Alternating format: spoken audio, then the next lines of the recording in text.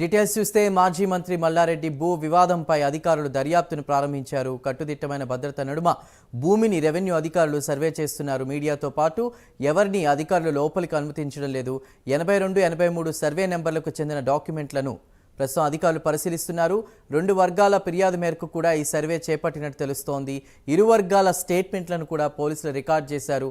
ఇక సర్వే పూర్తయిన అనంతరం భూమి ఎవరిది అనే క్లారిటీ వచ్చే అవకాశం ఉన్నట్టు తెలుస్తోంది.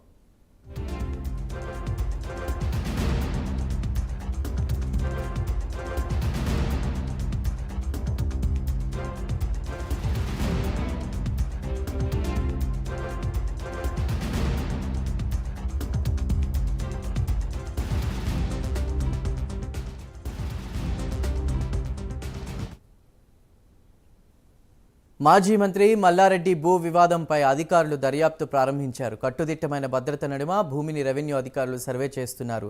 మీడియాతో పాటు ఎవరిని అధికారులు లోపలికి అనుమతించడం లేదు. 82, 83 సర్వే నంబర్లకు చెందిన డాక్యుమెంట్లను అధికారులు పరిశీలిస్తున్నారు. 2 వర్గాల ఫిర్యాదు మేరకు కూడా ఈ సర్వే చేపట్టినట్టు తెలుస్తోంది. ఇరు వర్గాల స్టేట్మెంట్లను పోలీసులు ప్రస్తుతం రికార్డ్ చేశారు. సర్వే పూర్తయిన అనంతరం భూమి ఎవరిది అనే క్లారిటీ వచ్చే అవకాశం ఉన్నట్లు తెలుస్తోంది.